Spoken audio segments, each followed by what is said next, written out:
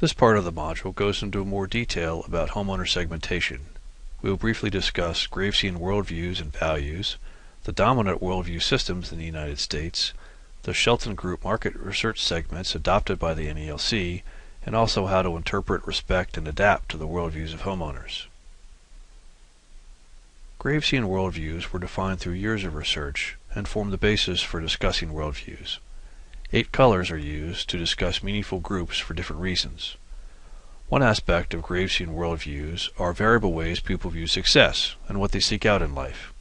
If you like, pause the video and take a look at the Gravesian list to describe the variable types of goals that exist. Which one resonates with you? I hope you found a color that resonates. Personally, the turquoise goals best describe my own values, even though it was tempting to pick yellow because, you guessed it, the Steelers. Here's another perspective of the 8 color groups focused on describing how we rationalize our behaviors and how we deal at the kind of things the world throws at us. Take a look at these types of coping systems and again, pause the video to see if you can find a color that matches with how you think. Does the same color apply as the last time? It might not be the same. These categories only describe leanings and tendencies rather than hard, fast rules. In my case, again, the turquoise coping description resonated with me the most, but that was just me. More recent research has grouped these 8 worldviews into 4 dominant sets. The first is Navy or absolutionist thinking, characterized by an unwavering respect for authority figures and a deeply held belief that there is only one right way. Life is viewed as a test, and to be successful, self-discipline and denial are required to pass life's ultimate tests. The second group is Copper or individualist thinking. This view starts with, what's in it for me? It's defined by the drive for personal control, power, profit, and status. There's a belief among Copper thinkers that survival of the fittest is the way to win the game of life, and that there's winners and losers in life. Success, power, and competition are valued.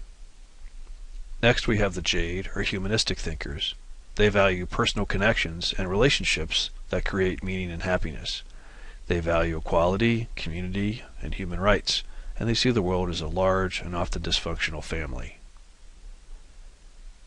The Golds are the systems thinkers. They see the world as a complex and interrelated system that evolves. Innovation and pragmatic idealism dominate their thought. Their core values are integrity, sustainability, flexibility, balance, vision, and effectiveness. This is a useful table that breaks down the 4 dominant worldviews in more detail. The thinking systems are named, the core values that we just discussed are included, and a simple metaphor is provided to guide how these people think. For example, Navy thinkers see life as a test, while Copper thinkers see life as a game. The best tactics to engage each worldview is also described. For Navy thinkers, for example, a call to duty is the best tactic, but for Gold thinkers, a call to serve will more likely resonate. The Shelton Group is a market research team that has helped collaborate with the design of the NELC. They've done excellent research in the field of worldview and how it relates to energy efficiency, and they have defined more easily understood categories of worldview that we will adopt from now on. These categories and their percentages of U.S. population are working class realists, which make up about 22% of the population, true believers at 22%, cautious conservatives at 25%, and concerned moms at 30%. These 4 groups combined represent the dominant tendencies of homeowners in the United States. Now let's take some time to look at each one of them. Let's start out with a working class realist who possess an individualistic worldview. Working class realists are likely to be Copper or individualistic thinkers. They're guided primarily by a deep need for personal success and advancement. They see life as a game that they'll either win or lose. They're likely to view purchasing green or sustainable products as a win or lose proposition in which either they or the environment will win or lose.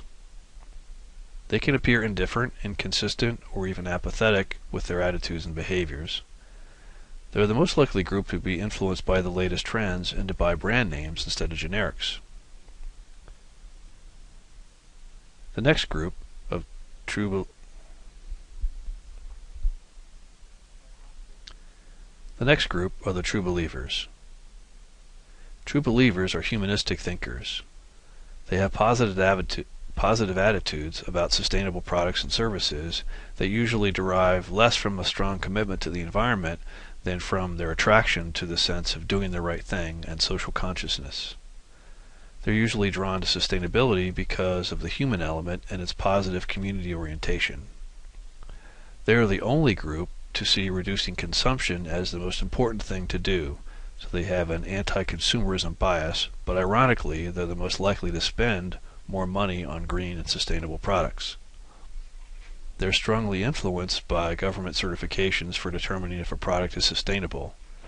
Unlike Navy and copper thinkers, true believers are likely to stop purchasing a product because of a company's environmental record and encourage their friends to do so as well. Next, we have the cautious conservative. Cautious conservatives are typically systems thinkers and sometimes individualist thinkers. They have a higher than average propensity for purchasing energy efficient products and do so primarily to reduce costs and make their homes more energy efficient. They're constantly evaluating their own personal decisions to ensure that they create a lasting positive impact for all involved. They are driven less from altruistic or moralistic concerns than from a grounded, pragmatic idealism. They're also the group that's most likely to know that our country's electricity is generated mostly by burning coal. They're very supportive of energy independence and domestic energy production in all forms, supporting renewables, nuclear energy, biofuels, oil and natural gas development, but typically for economic reasons rather than for environmental or health reasons. The fourth group are called concerned moms. Concerned moms are absolutionist thinkers. They are characterized by selflessness and sacrifice rather than individual gain. They're more prone to suffer from eco-guilt, since many believe that protecting the environment is the right thing to do, but question the science behind it and the call to act more sustainably. They're not buying brands to fit their style or paying extra for products just to fit their image.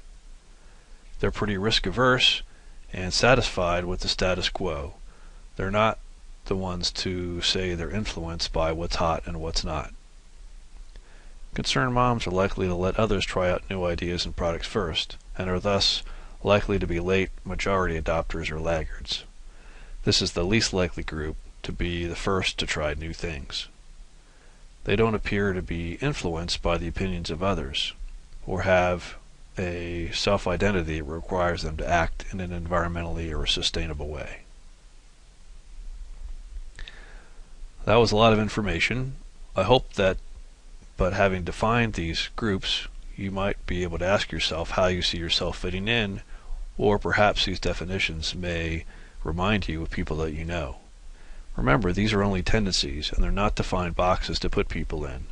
As we seek to build connections and trust and motivate homeowners, however, having respect for worldview will be very helpful.